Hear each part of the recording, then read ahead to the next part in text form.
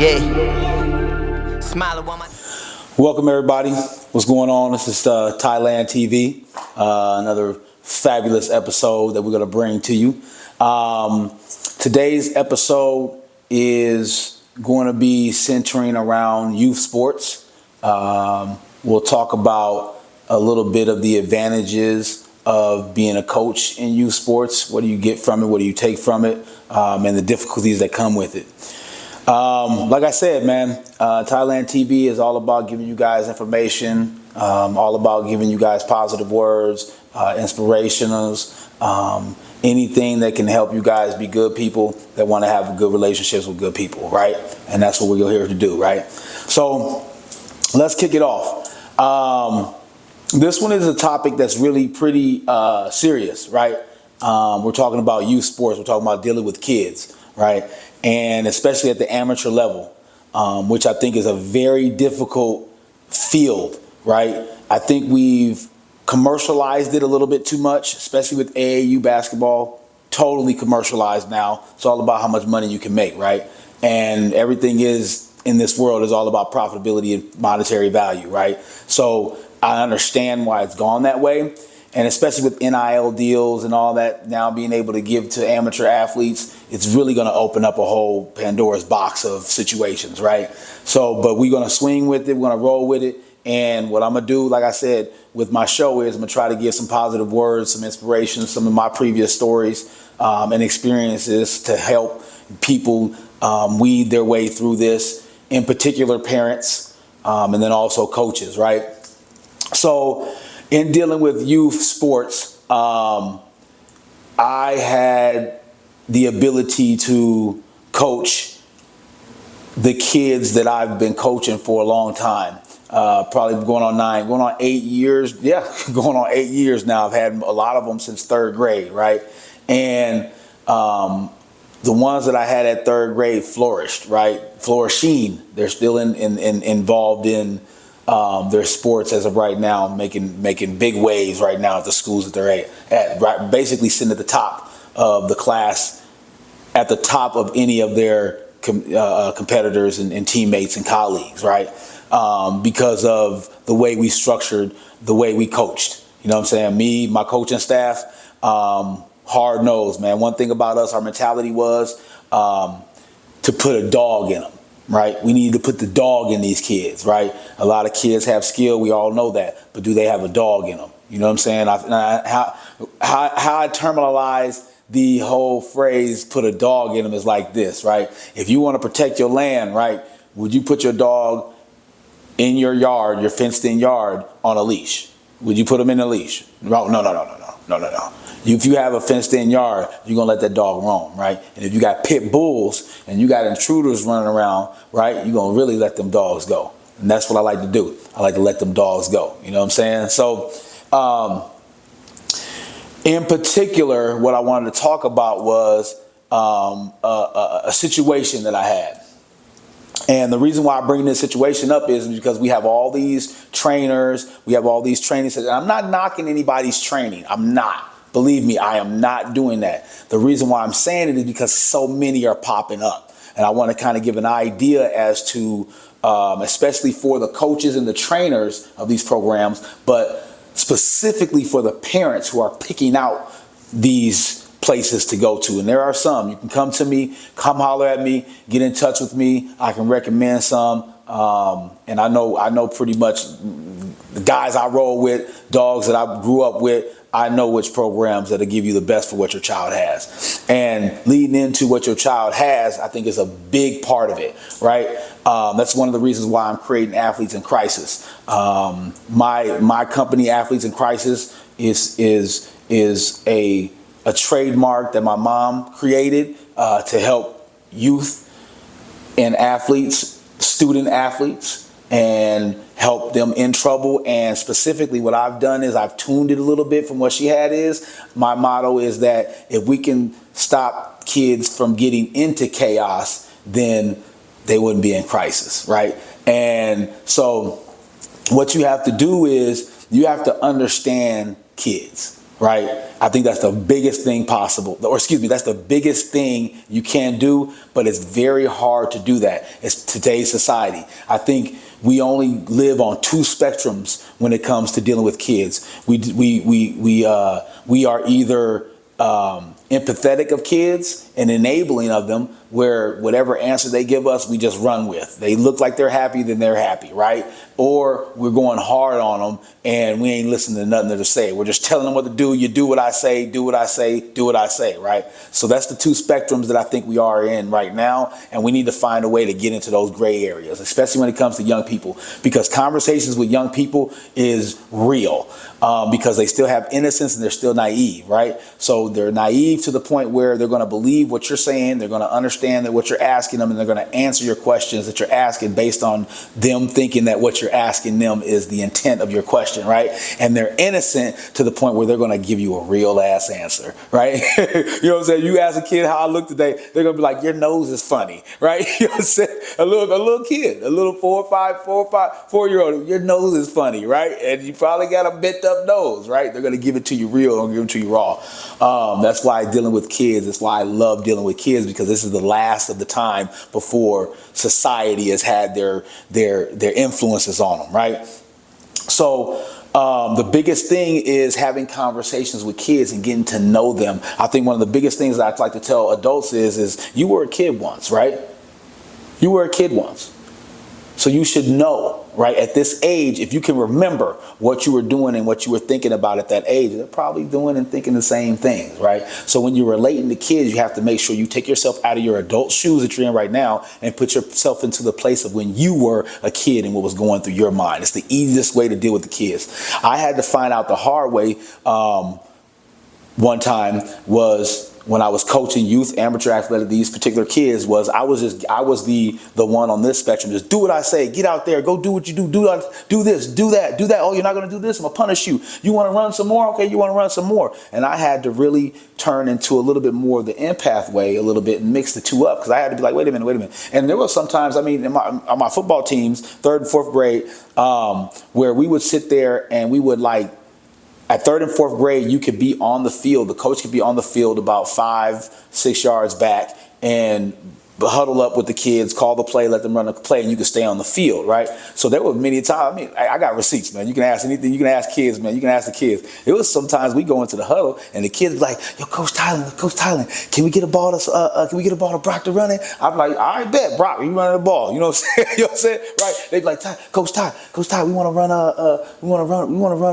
red 11 to the left. I'm like, all right, bet, let's run it, right? But I had to get myself to that level where I could understand that these kids are out there playing. They feel what's going on out there. So I could be like, okay, all right, well, let me listen to you, okay? And I can take in what they're saying and apply what they're saying. And what I want to do is I want to show them that I'm doing that, so I need you to do that for me too. Because I'm going to take your advice, I'm going to take what your suggestions is, and if it works, we can apply that. And I want you to do the exact same thing to me, right? When I'm telling you this is what I want you to do, this is what I want you to work on, I want you to say, all right, coach, we want you to apply it and see if it works, right? So what goes along with this story was one in particular situation, getting back to dealing with kids and the training and all this kind of stuff, right? One in particular thing that really appeases me is when people mask their company behind the whole doing what's best for the children, right? You get that all the time. I mean, you get that in child support agency. Well, and that's going to be, oh yeah, we're going to touch on that one day for sure. But you get this whole idea that people want to do what's best for the child. They mask it around that. Yes, trainers do that. Yes, coaches do that. We see it all the time, right? And are they really doing what's best for the child? Because there were times where I would be in programs, or I'd be on a board, or I'd be somewhere, and we're sitting there talking about what's best for a child, and not one child is represented. You know what I'm saying? Like, I know some of these children are young, but no child. So how could we be sitting in a room speaking about a entity on behalf of an entity, and that entity is not their representative? Right? They have no representative in there at all. So how can we speak on their behalf, right? That was my feeling about it. And then not only that, to prove that, I got a story for you, okay? I'm always gonna have a story for you. So there was this one time, right? I'm coaching, right? My fourth grade team. I'm the head coach this year, man. Banging them out. We running through tournaments, yo. I'm talking about we running through tournaments. I think we may have had like 9 tournaments that year, 9 or 10 tournaments. We may have won the championship for like 8 of them. Like I'm talking about we running through tournaments, right? So we get to a point where, start at the beginning where we had the coaches meeting and the parents meeting, and they were the guy that was running the board, that was the head of the basketball board at the time. This guy, thank goodness, he's up out of there. They got rid of him and his family. We ain't gonna say no names. If you do, I will say your name. I'll put you on blast, but I ain't got you right there because I don't roll like that. But so this guy in particular would say, hey, you know what, we got to have equal playing time, right? We got to make sure we have equal playing time. So you know me, I got a question, right? So I'm like, equal playing time per game or equal playing time for the season? So I mean, like summarizing the whole season, did everybody get a chance to play equally? Or in a game, I got to make sure everybody has the exact same minutes, right? So he told us at the parent coach meeting, he said, no, it has to be for the season. Just kind of keep an idea that you're making sure that everybody's playing, right? I was like, all right, cool. We cool with that. All right, boom. So we get to a point where, you know what I'm saying? Like, there's more stories, right? That's going to be going in my movie. More of these stories are going to be going in my movie, but we can talk about this one. So, in particular, right, I had a team of 9 kids, right? And I'm talking about, man, my kids right now, man, they banging. You can come see them. You can come see us at Apple Valley High School, class of 2026 kids. Watch them, all right? So I had them kids when they were young, right? I was the head coach on this particular season.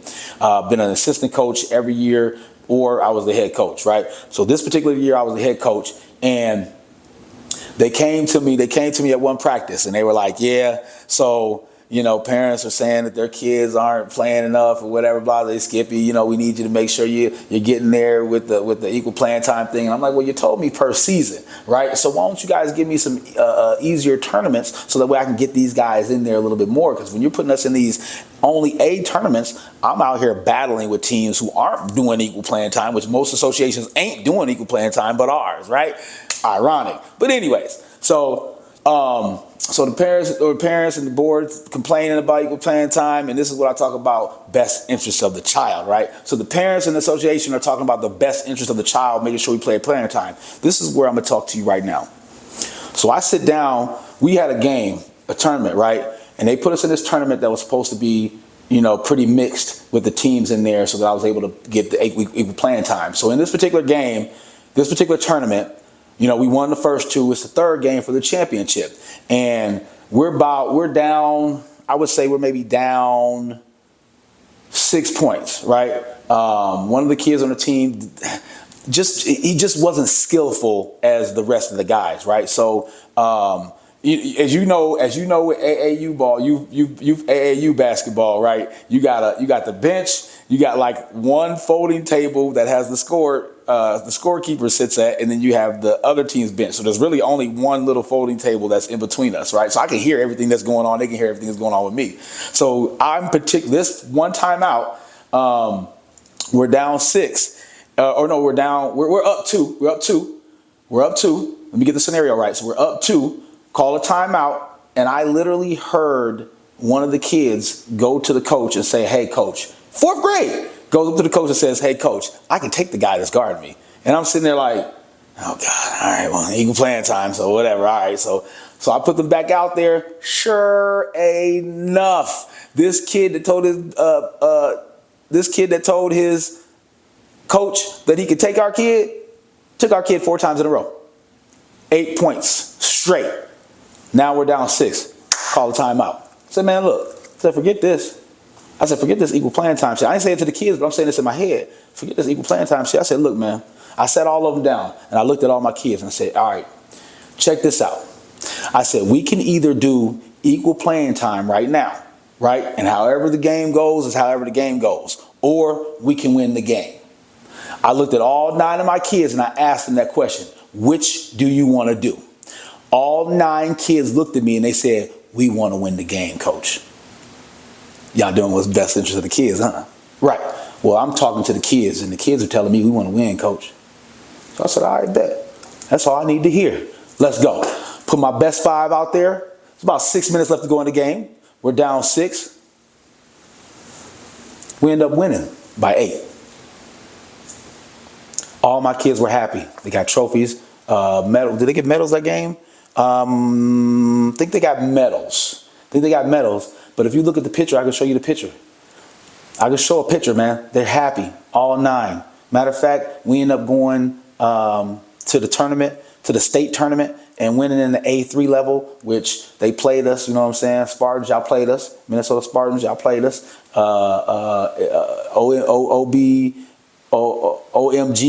OMGBA, whatever y'all is, y'all played us. That's okay, it's cool, because we went to A3 and we won it out. Won state that year, playing the same way that I played for my kids, because this is what they told me that they wanted, right? So this is what doing for the best interest of the children are. I sat down and had a conversation with the children. And I asked them, what do you want? Because if you tell me you want to win as a kid, I'm going to do everything that I can to make sure that I do that for you and help you do that.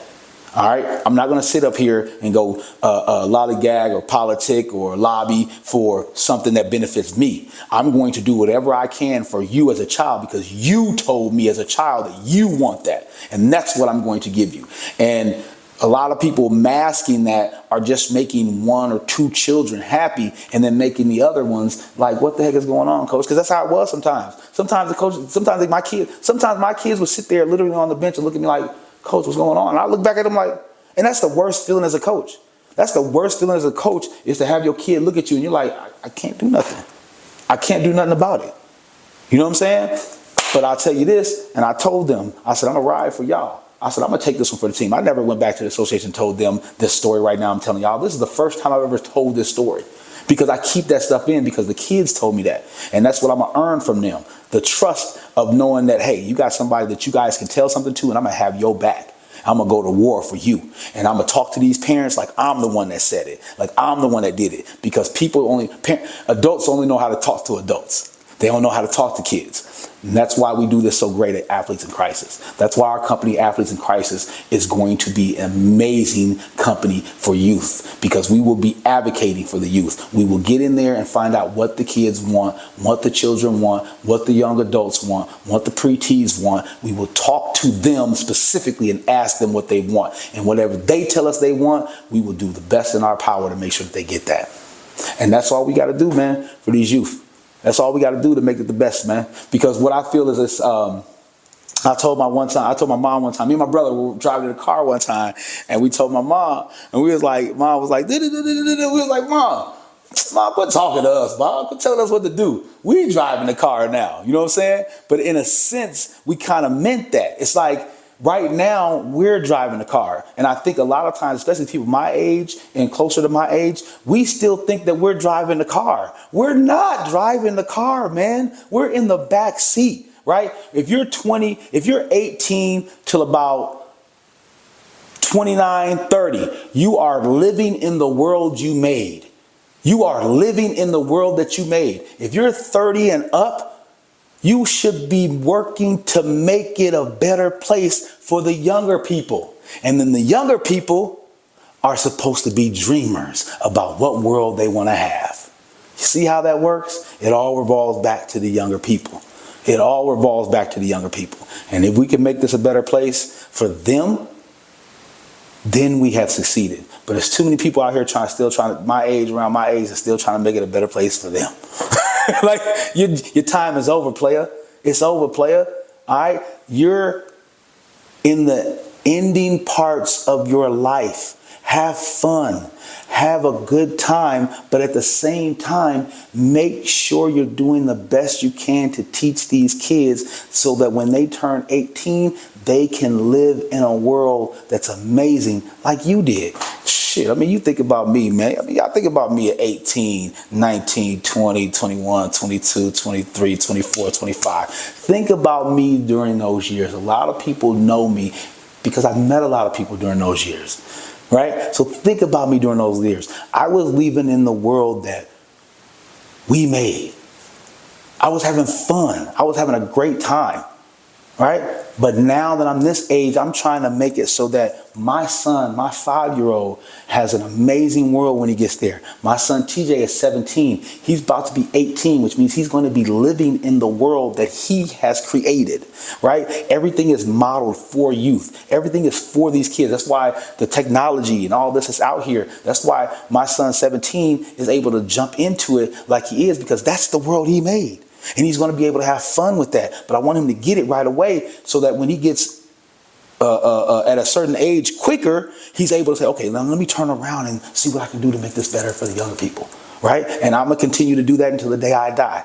I'm trying to make the best thing that I can for younger people. And the way to do that is to sit down and actually talk to the youth. I relate to them better than anybody because I haven't forgotten my youth. I haven't forgotten my innocence. I haven't forgotten my naiveness. I haven't forgotten it. I still stand in it.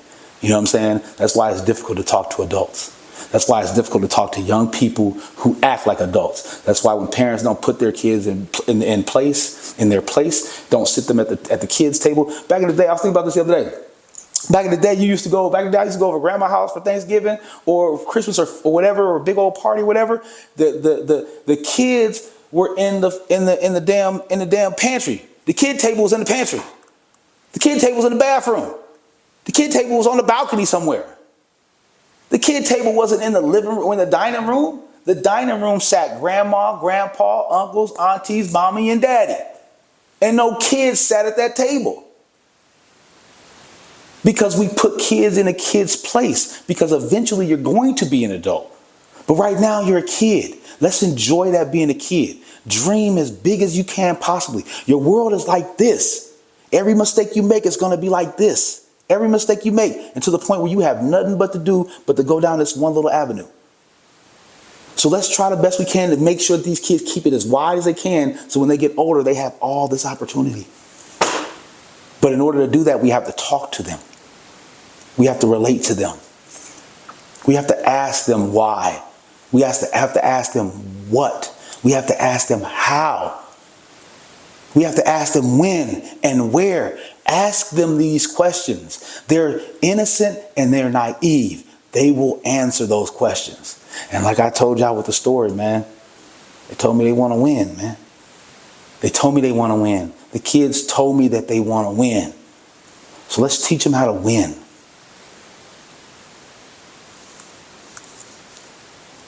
A100 Styles Productions, Athletes in Crisis. Thank you.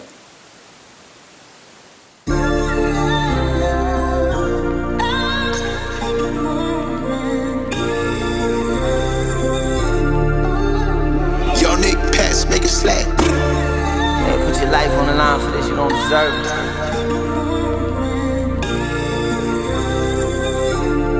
Yeah. Smile at one my